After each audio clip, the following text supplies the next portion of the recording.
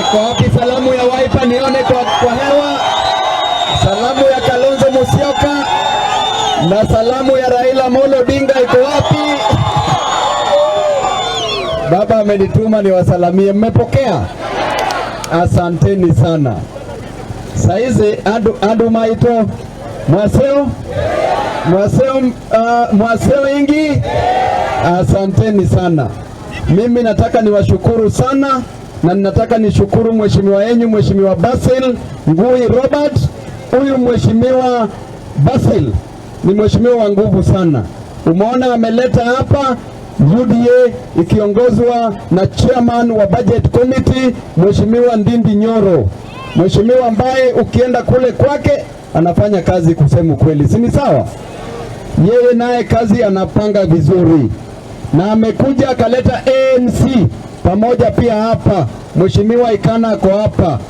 Na hapa pia akaleta waheshimiwa ambao waliingia na independent.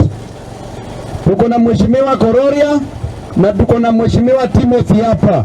Na pia hapa tuko na Azimio. Tuko na ODM pia ameleta hapa, ambaye tuko na Mheshimiwa Kibagendi pamoja na Mheshimiwa Babu Owino. Na pia hapa tuko na Wiper ambaye tuko na Mheshimiwa Irene Kasalu. Kwa hivyo huyu ni mheshimiwa ambaye anapenda unity, anapenda kuleta watu pamoja. Huyu mheshimiwa wenyu anafanya kazi sana. Tunafanya kazi naye kule bungeni kwa Kenya Young Parliamentarians Association. Yeye mwenyewe ndiye vice chairman wa Kenya Young Parliamentarians Association. Kuna mambo yenye wananchi bado hawaelewi kidogo, mambo ya CDF. CDF kazi yake ni mambo ya education na mambo ya security. Hii mambo nyingine propaganda unaambiwa tio MP anafaa fanye hivi, au watu wasiwadanganye, wafanye kazi zao.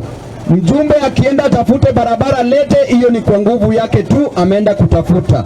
Akienda kutafuta mambo ya market, hiyo ameenda kutafuta, awalete hapa. Na mwisho wa mama hai warembo mne, mzee wewe ni mama unapiga mne, vijana ria, wazee team, wazee pialala. Ya mwisho ningependa nitume Mheshimiwa Ndindi Nyoro aende kwa Mheshimiwa Rais William Samoei Ruto, amwambie wao wananchi wanaumia.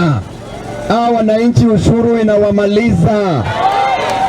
Ukiona avocado ushuru, ukiona kuku, ukiona mayai, ukiona gari. Jamani, hata binadamu kuongea tunajua ushuru inaweza kuja, mambo ya kuongea jamani. Kwa hivyo mheshimiwa, ongelesha Mheshimiwa William Ruto ambaye ni chief hustler, asaidia hao mahasla wanaumia, asiingie pala kwa dynasty. Asante sana. Otherwise tunakushukuru sana chairman, tulikuja huku kwa mambo ya harambee, kufanya harambee kwa kanisa, kwa ujenzi wa kanisa. Asanteni sana, Mungu awabariki. Karibu sana mwashi. Haya tupigie